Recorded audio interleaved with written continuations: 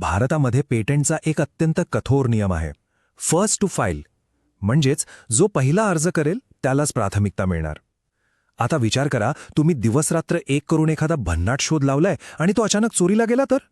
तुमच्या एका छोटीशी चुकीमुळे तुमची वर्षांची मेहनत किती धोक्यात येऊ शकते याची आपण कल्पनाही करू शकत नाही. तर आजच्या या विशेष विश्लेषणात आपण याचावरच चर्चा करणार आहोत.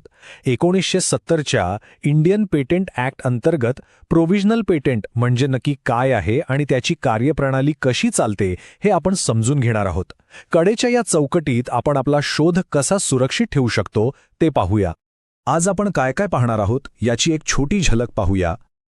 आपण सुरुवात करणार आहोत शोधकांच्या एका गुप्त शास्त्रापासून. त्यानंतर याचे धोरणात्मक फायदे, अर्ज करण्याची संपूर्ण प्रक्रिया, पॅटेंट उल्लंघनापासून कशावर बचाव करायचा हे पाहून शेवटी काही खऱ्याखुऱ्या हाय स्टेक्स पॅटेंट युद्धांची माहिती घेणार आहोत. तर सुरुवात करूया आपल्या पहिल्या मुद्द्यापासून. शोधकाचे हे गुप्तशास्त्र नक्की आहे तरी काय, आणि प्रायोरिटी डेट म्हणजेच प्राथमिकता दिनांक कसा निश्चित केला जातो.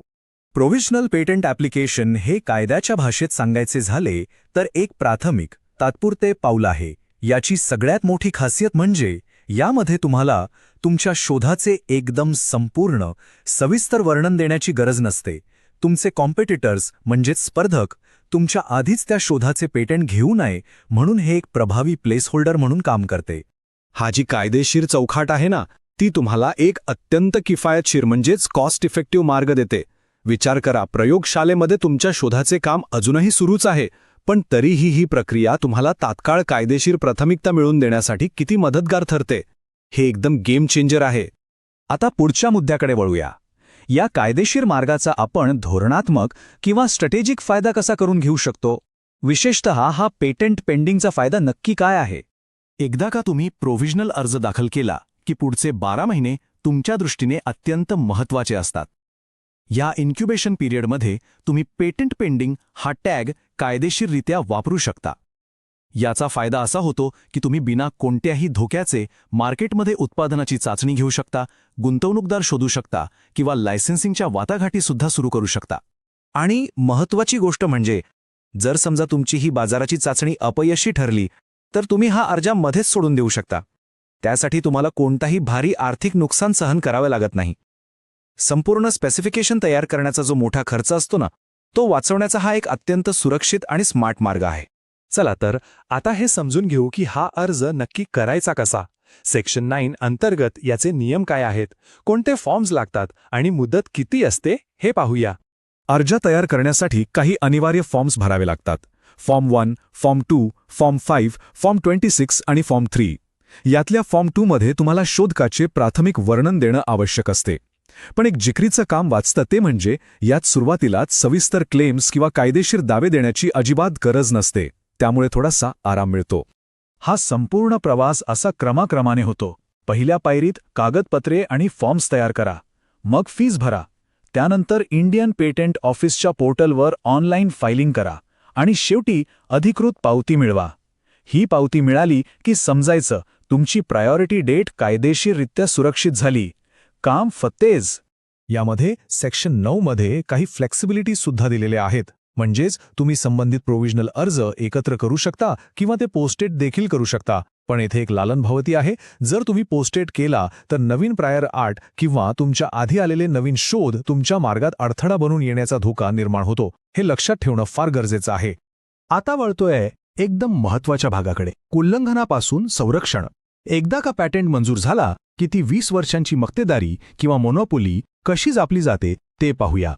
पेटंट उल्लंघन म्हणजेच इन्फ्रिंजमेंटचे मुख्य 6 प्रकार आहेत. डायरेक्ट, लिटरल, नॉन लिटरल किंवा ज्याला डॉक्ट्रिन ऑफ इक्विव्हॅलन्स म्हणतात, इनडायरेक्ट, कॉन्ट्रिब्युटरी आणि विलफुल. एखादा कॉम्पिटिटर तुमचा पेटंट बायपास करण्यासाठी कोणत्या कायदेशीर पलवता शोधू शकतो हे यातून एकदम स्पष्ट होते. आणि आपल्याला त्यांच्याशी कसा 2 हात करायचा याची प्राथमिक तयारीही करता येते. आता समजा उल्लंघन झालेच तर सेक्शन 108(1) अंतर्गत तुमच्याकडे 2 मुख्य उपाय आहेत. एखाद्या यशस्वी खटल्यात वादी किंवा प्लेंटिफला एकतर नुकसान भरपाई म्हणजेच डॅमेजेस मागता येतात किंवा अकाउंट ऑफ प्रॉफिट्स म्हणजेच चोरी करणाऱ्याने जो नफा कमावलाय तो परत मिळवण्याचा पर्याय निवडावा लागतो. आणि हो, सोबतच कायमस्वरूपी मनाई हुकूम किंवा परमनंट इंजंक्शन देखील लागू होतोच. ते म्हणतात ना, अनुभव हा सर्वोत्तम गुरु आहे. तर आता पाहूया काही खऱ्याखुऱ्या हाय स्टेक्स पेटंट युद्धांच्या गोष्टी, जिथे हा कायदा प्रत्यक्षात कसा वापरला गेला. सुरुवात करूया 2009च्या अतितातेचे युद्ध बजाज ऑटो विरुद्ध TVS मोटर खटल्यापासून. डिजिटल ट्विन स्पार्क इग्निशन किंवा ज्याला आपण DTSI म्हणतो, या तंत्रज्ञानावरून हे घमासान युद्ध झाले. आणि तुम्हाला आश्चर्य वाटेल, हे प्रकरण 2 वर्षे फक्त आणि फक्त तात्पुरत्या इंजंक्शनच्या मुद्द्यावर कोर्टात राखिले होते. पण इथे आला खरा ट्विस्ट. या रंगाळलेल्या प्रकरणाने चिडून जाऊन सर्वोच्च न्यायालयाने एक अत्यंत महत्त्वाचा आदेश दिला की हे खटले लवकर निकालात काढले पाहिजेत. त्यामुळे मद्रास हायकोर्टला या केसची रोज सुनावणी घ्यावी लागली आणि शेवटी त्या डॉक्ट्रिन ऑफ इक्विव्हॅलन्सच्या आधारे बजाजने हा महत्त्वपूर्ण पेटंटचा खटला जिंकलाच.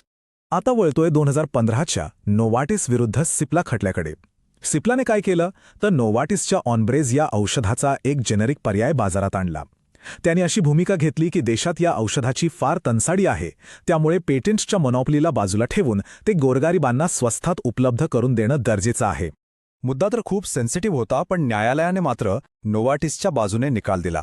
कारण पेटंटची वैधता अत्यंत मजबूत होती आणि सिप्लाला औषधांच्या तुटेवादाचा कोणताही ठोस पुरावा निश्चितपणे देता आला नाही.